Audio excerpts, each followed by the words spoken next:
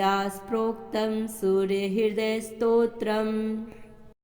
व्यास उवाच अथोपतिष्ठेदादित्य मुदयन्तं समाहितः मन्त्रैस्तु विविधैः सौरे ऋग्यजुः सम्भवैः उपस्थाय महायोगं देवदेवं दिवाकरं कुर्वीत प्रणतिं भूमो मूर्धना तेनैव मन्त्रतः।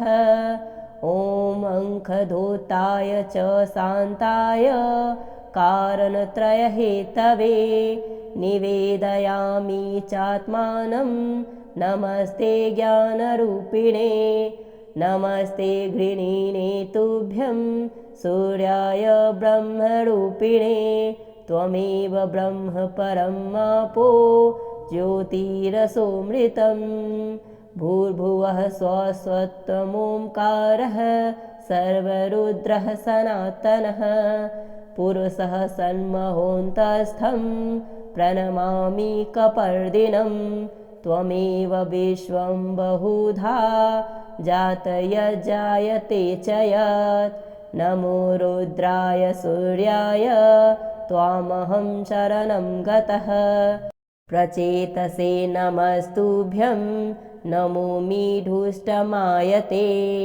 नमो नमस्ते रुद्राय त्वामहं शरणं गतः हिरण्यबाहवे तुभ्यं हिरण्यपतये नमः अम्बिकापतये तुभ्यं मुमायः पतये नमः नमोऽस्तु नीलग्रीवाय नमस्तुभ्यं पिनाकिने विलोहिताय भर्गाय सहस्राक्षाय ते नमः नमो हंसाय ते नित्यम् आदित्याय नमोऽस्तु ते नमस्ते व्रजहस्ताय त्र्यम्बकाय नमो नमः प्रपद्ये त्वां विरूपाक्षं महान्तं परमेश्वरं हिरण्मयी गृहे गुप्तम् आत्मानं सर्वदेहिनां नमस्यामि परं ज्योति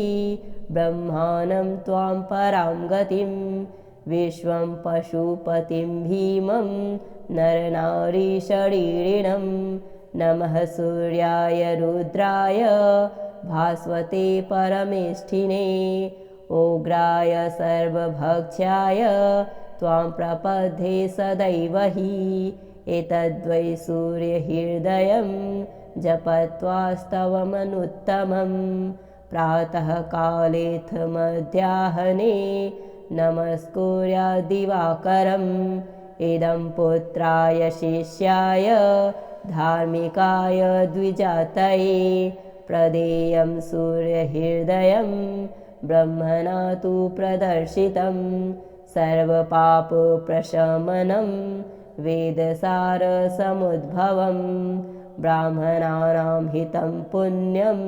मृषिसङ्घैर्निषेवितम् अथागम्य गृहं विप्रः समाचम्य यथाविधि प्रज्वालवह्निं विधि वज्जुहुयाजातवेदसं ऋत्विकपुत्रोऽथ पत्नी वा शिष्यो वापि सहोदरः प्राप्यानुज्ञां विशेषेण जुहुयुर्वा यथाविधि पवित्रपाणिः पुतात्मा शुक्लाम्बरधरः शुचिः अनन्यमानसो वह्निं जुहुयात् संयतेन्द्रियः।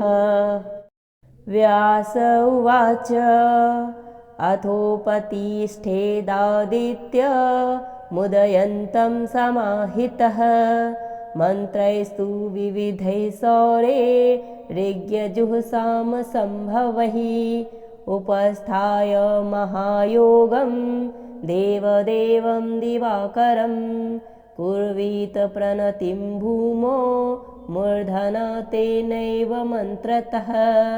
ॐ अंखधूताय च शान्ताय कारणत्रयहेतवे निवेदयामि चात्मानं नमस्ते ज्ञानरूपिणे नमस्ते गृणीने तुभ्यं सूर्याय ब्रह्मरूपिणे त्वमेव ब्रह्म परमापो ज्योतिरसोऽमृतं भूर्भुवः स्वस्वत्वमोङ्कारः सर्वरुद्रः सनातनः पुरुषः सन्महोऽन्तस्थं प्रणमामि कपर्दिनं त्वमेव विश्वं बहुधा जातयज्जायते च यत् नमो रुद्राय सूर्याय त्वामहं शरणं गतः प्रचेतसे नमस्तुभ्यं नमोऽमि ढुष्टमायते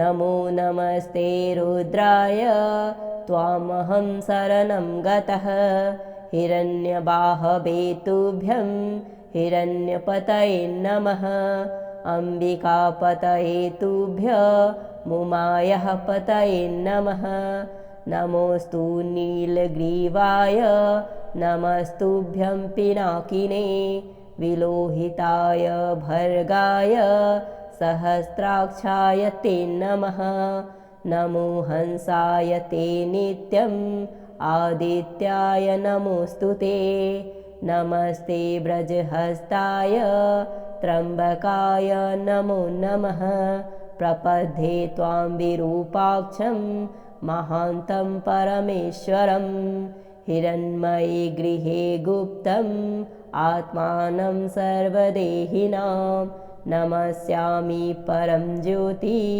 ब्रह्माणं त्वां परां गतिं विश्वं पशुपतिं भीमं नरनारीशरीरिणं नमः सूर्याय रुद्राय भास्वते परमेष्ठिने उग्राय सर्वभक्ष्याय त्वां प्रपद्ये सदैव हि एतद्वै सूर्यहृदयं जपत्वास्तवमनुत्तमं प्रातःकालेऽथ मध्याह्ने नमस्कुर्याद्दिवाकरम् इदं पुत्राय शिष्याय धार्मिकाय द्विजातये प्रदेयं सूर्यहृदयं ब्रह्मणा तु प्रदर्शितं सर्वपापप्रशमनं वेदसारसमुद्भवं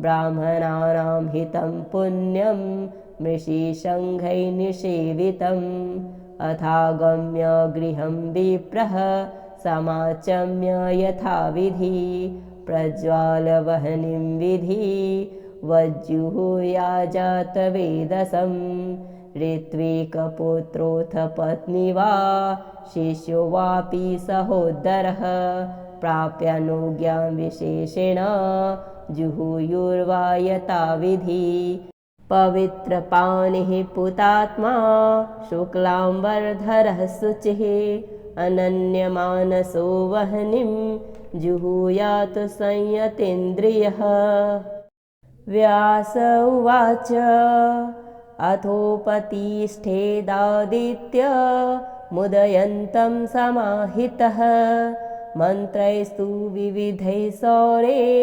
ऋग्यजुःसाम सम्भवैः उपस्थाय महायोगं देवदेवं दिवाकरं कुर्वीत प्रणतिं भूमो मूर्धना तेनैव मन्त्रतः ॐ अंखधूताय च शान्ताय कारणत्रयहेतवे निवेदयामि चात्मानं नमस्ते ज्ञानरूपिणे नमस्ते गृणीने तुभ्यं सूर्याय ब्रह्मरूपिणे त्वमेव ब्रह्म परमापो ज्योतिरसोऽमृतं भूर्भुवः स्वस्वत्वमोङ्कारः सर्वरुद्रः सनातनः पुरुषः सन्महोऽन्तस्थं प्रणमामि कपर्दिनं त्वमेव विश्वं बहुधा जातयज्जायते च यत् नमो रुद्राय सूर्याय त्वामहं शरणं गतः प्रचेतसे नमस्तुभ्यं नमोऽमि ढुष्टमायते नमो नमस्ते रुद्राय त्वामहं शरणं गतः। हिरण्यबाहवे तुभ्यं हिरण्यपतये नमः। अम्बिकापतये तुभ्यं मुमायः पतये नमः। नमोऽस्तु नीलग्रीवाय नमस्तुभ्यं पिनाकिने। विलोहिताय भर्गाय सहस्राक्षाय ते नमः। नमो हंसाय ते नित्यम् आदित्याय नमोऽस्तु ते। नमस्ते व्रजहस्ताय त्र्यम्बकाय नमो नमः। प्रपद्ये त्वां विरूपाक्षं महान्तं परमेश्वरं। हिरण्मयी गृहे गुप्तम् आत्मानं सर्वदेहिनां।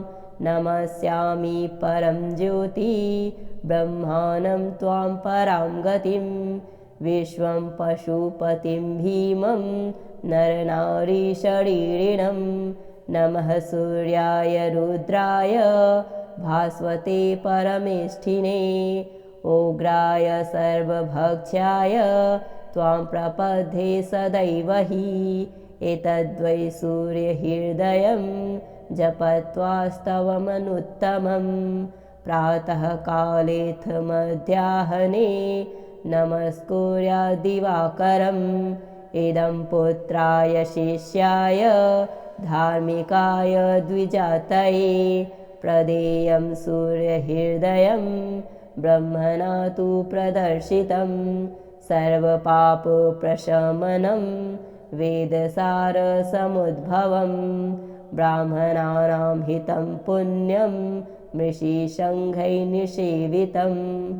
अथागम्य गृहं विप्रः समाचम्य यथाविधि। प्रज्वालवह्निं विधि वज्जुहुयाजातवेदसं।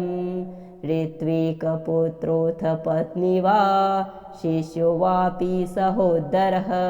प्राप्यानुज्ञां विशेषेण जुहुयुर्वा यथाविधि।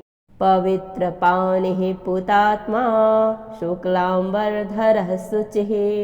अनन्यमानसो वह्निं जुहुयात् संयतेन्द्रियः। व्यास उवाच अथोपतिष्ठेदादित्य मुदयन्तं समाहितः। मन्त्रैस्तु विविधैः सौरे ऋग्यजुःसामसम्भवैः। उपस्थाय महायोगं देवदेवं दिवाकरं। कुर्वीत प्रणतिं भूमौ मूर्धना तेनैव मन्त्रतः। ॐ अंखधूताय च शान्ताय कारणत्रयहेतवे निवेदयामि चात्मानं। नमस्ते ज्ञानरूपिणे नमस्ते घृणिने तुभ्यं। सूर्याय ब्रह्मरूपिणे त्वमेव ब्रह्म परमापो ज्योतिरसोऽमृतम्। भूर्भुवः स्वस्वत्वमोङ्कारः सर्वरुद्रः सनातनः।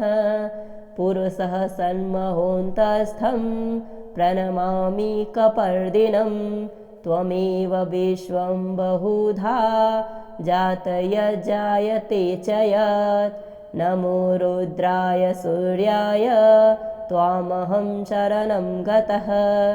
प्रचेतसे नमस्तुभ्यं नमोऽमि धुष्टमायते। नमो नमस्ते रुद्राय त्वामहं शरणं गतः। हिरण्यबाहवे तुभ्यं हिरण्यपतये नमः। अम्बिकापतये तुभ्यं मुमायः पतये नमः। नमोऽस्तु नीलग्रीवाय नमस्तुभ्यं पिनाकिने। विलोहिताय भर्गाय सहस्राक्षाय ते नमः। नमो हंसाय ते नित्यम् आदित्याय नमोऽस्तु ते। नमस्ते व्रजहस्ताय त्र्यम्बकाय नमो नमः। प्रपद्ये त्वां विरूपाक्षं महान्तं परमेश्वरं। हिरण्मयी गृहे गुप्तम् आत्मानं सर्वदेहिनां नमस्यामि परं ज्योति ब्रह्माणं त्वां परां गतिं विश्वं पशुपतिं भीमं नरनारीशरीरिणं नमः सूर्याय रुद्राय भास्वते परमेष्ठिने उग्राय सर्वभक्ष्याय त्वां प्रपद्ये सदैव हि एतद्वै सूर्यहृदयं जपत्वास्तवमनुत्तमं प्रातःकालेऽथ मध्याह्ने नमस्कुर्याद्दिवाकरम् इदं पुत्राय शिष्याय धार्मिकाय द्विजातये प्रदेयं सूर्यहृदयं ब्रह्मणा तु प्रदर्शितं सर्वपापप्रशमनं वेदसारसमुद्भवं ब्राह्मणानां हितं पुण्यं मृषिशङ्खैर्निषेवितम् अथागम्य गृहं विप्रः समाचम्य यथाविधि प्रज्वालवह्निं विधि वज्जुहुयाजातवेदसं ऋत्विकपुत्रोऽथ पत्नी वा शिष्यो वापि सहोदरः प्राप्यानुज्ञां विशेषेण जुहुयुर्वा यथाविधि पवित्रपाणिः पुतात्मा शुक्लाम्बरधरः शुचिः अनन्यमानसो वह्निं जुहुयात् संयतेन्द्रियः व्यास उवाच अथोपतिष्ठेदादित्य मुदयन्तं समाहितः मन्त्रैस्तु विविधैः सौरे ऋग्यजुःसामसम्भवैः उपस्थाय महायोगं देवदेवं दिवाकरं कुर्वीत प्रणतिं भूमो मूर्धना तेनैव मन्त्रतः ॐ अंखधूताय च शान्ताय कारणत्रयहेतवे निवेदयामि चात्मानं नमस्ते ज्ञानरूपिणे नमस्ते गृणीने तुभ्यं सूर्याय ब्रह्मरूपिणे त्वमेव ब्रह्म परमापो ज्योतिरसोऽमृतं भूर्भुवः स्वस्वत्वमोङ्कारः सर्वरुद्रः सनातनः पुरुषः सन्महोऽन्तस्थं प्रणमामि कपर्दिनं त्वमेव विश्वं बहुधा जातयज्जायते च यत् नमो रुद्राय सूर्याय त्वामहं शरणं गतः प्रचेतसे नमस्तुभ्यं नमोऽमि ढुष्टमायते नमो नमस्ते रुद्राय त्वामहं शरणं गतः हिरण्यबाहवे तुभ्यं हिरण्यपतये नमः अम्बिकापतये तुभ्य मुमायः पतये नमः नमोऽस्तु नीलग्रीवाय नमस्तुभ्यं पिनाकिने विलोहिताय भर्गाय सहस्राक्षाय ते नमः नमो हंसाय ते नित्यम् आदित्याय नमोऽस्तु ते नमस्ते व्रजहस्ताय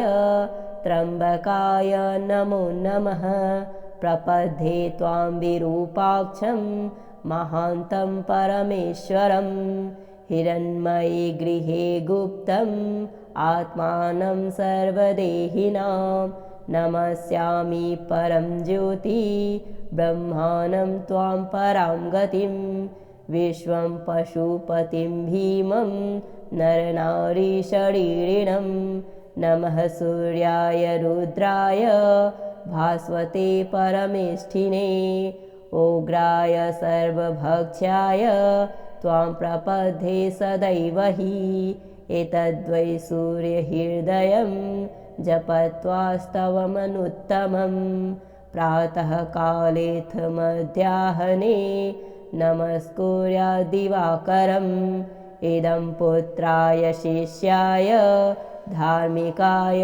द्विजातये प्रदेयं सूर्यहृदयं ब्रह्मणा तु प्रदर्शितं सर्वपापप्रशमनं वेदसारसमुद्भवं ब्राह्मणानां हितं पुण्यं मृषिशङ्खैर्निषेवितम् अथागम्य गृहं विप्रः समाचम्य यथाविधि प्रज्वालवह्निं विधि वज्जुहुयाजातवेदसं ऋत्विकपुत्रोऽथ पत्नी वा शिष्यो वापि सहोदरः प्राप्यानुज्ञां विशेषेण जुहुयुर्वा यथाविधि पवित्रपाणिः पुतात्मा शुक्लाम्बरधरः शुचिः अनन्यमानसो वह्निं जुहुयात् संयतेन्द्रियः।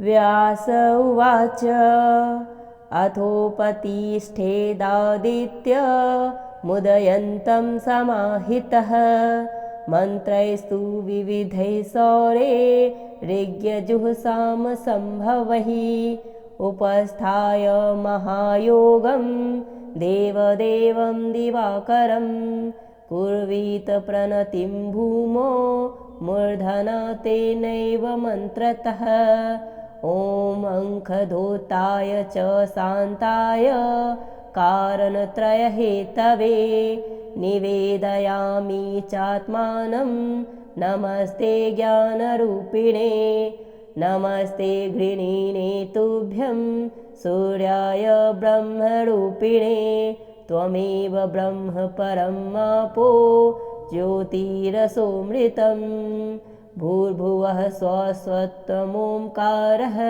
सर्वरुद्रः सनातनः पुरुषः सन्महोऽन्तस्थं प्रणमामि कपर्दिनं त्वमेव विश्वं बहुधा जातयज्जायते च यत् नमो रुद्राय सूर्याय त्वामहं शरणं गतः प्रचेतसे नमस्तुभ्यं नमोऽमि ढुष्टमायते नमो नमस्ते रुद्राय त्वामहं शरणं गतः हिरण्यबाहवे तुभ्यं हिरण्यपतये नमः अम्बिकापतये तुभ्यं मुमायः पतये नमः नमोऽस्तु नीलग्रीवाय नमस्तुभ्यं पिनाकिने विलोहिताय भर्गाय सहस्राक्षाय ते नमः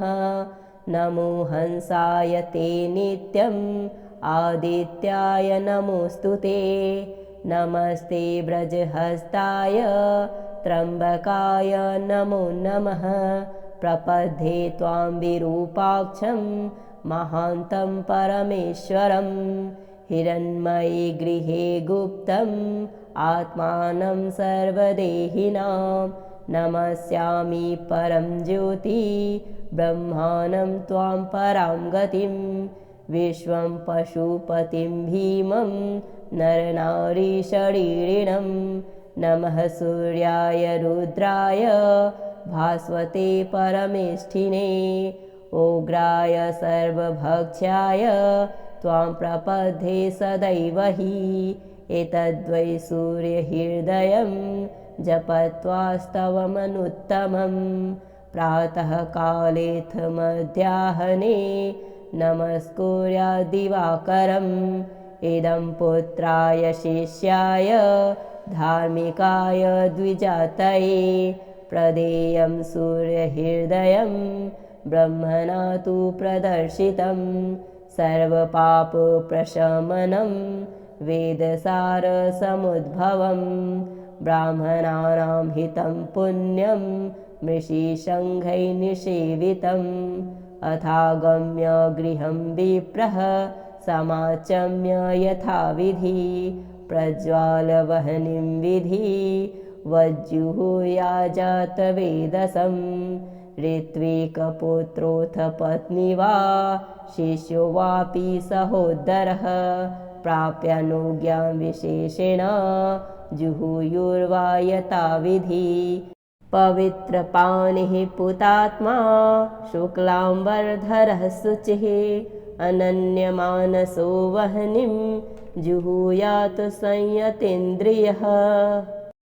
व्यास उवाच अथोपतिष्ठेदादित्य मुदयन्तं समाहितः मन्त्रैस्तु विविधैः सौरे ऋग्यजुःसाम सम्भवैः उपस्थाय महायोगं देवदेवं दिवाकरं कुर्वीत प्रणतिं भूमो मूर्धना तेनैव मन्त्रतः।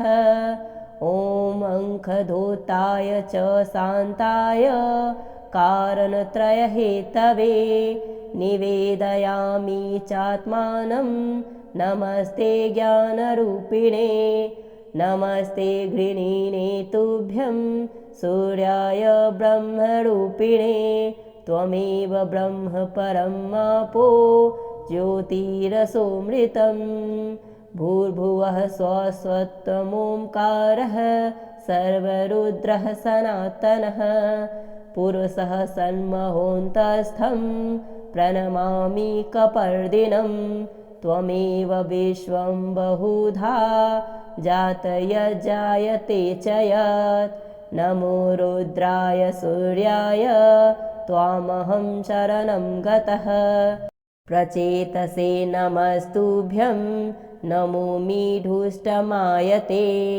नमो नमस्ते रुद्राय त्वामहं शरणं गतः हिरण्यबाहवे तुभ्यं हिरण्यपतये नमः अम्बिकापतये तुभ्य मुमायः पतये नमः नमोऽस्तु नीलग्रीवाय नमस्तुभ्यं पिनाकिने विलोहिताय भर्गाय सहस्राक्षाय ते नमः नमो हंसाय ते नित्यम् आदित्याय नमोऽस्तु ते नमस्ते व्रजहस्ताय त्र्यम्बकाय नमो नमः प्रपद्ये त्वां विरूपाक्षं महान्तं परमेश्वरं हिरण्मयी गृहे गुप्तम् आत्मानं सर्वदेहिनां नमस्यामि परं ज्योति ब्रह्माणं त्वां परां गतिं विश्वं पशुपतिं भीमं नरनारीशरीरिणं नमः सूर्याय रुद्राय भास्वते परमेष्ठिने उग्राय सर्वभक्ष्याय त्वां प्रपद्ये सदैव हि एतद्वै सूर्यहृदयं जपत्वास्तवमनुत्तमं प्रातःकालेऽथ मध्याह्ने नमस्कुर्याद्दिवाकरम् इदं पुत्राय शिष्याय धार्मिकाय द्विजातये प्रदेयं सूर्यहृदयं ब्रह्मणा तु प्रदर्शितं सर्वपापप्रशमनं वेदसारसमुद्भवं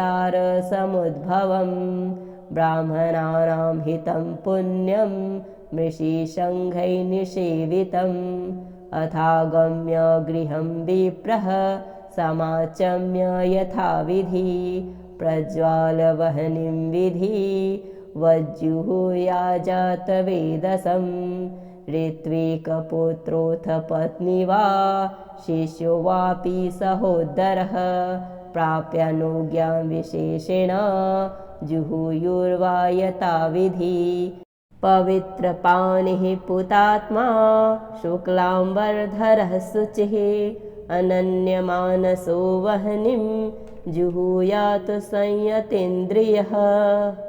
इति व्यासप्रोक्तं सूर्यहृदयस्तोत्रं सम्पूर्णम्।